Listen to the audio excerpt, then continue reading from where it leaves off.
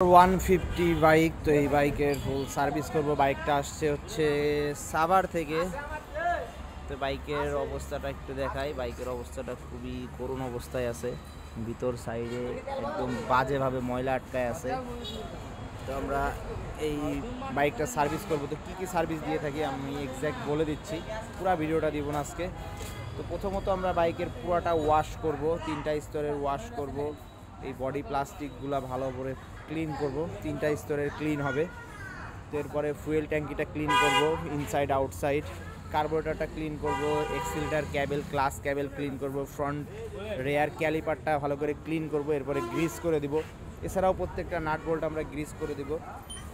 আর basic কোনো সমস্যা থাকলে, বাইকে যদি কোনো প্রবলেম থাকে সেগুলো আমরা দেখে দেবো। ইঞ্জিন ব্যতীত যে কোনো কাজ এই সার্ভিসের ভিতরে পাবেন।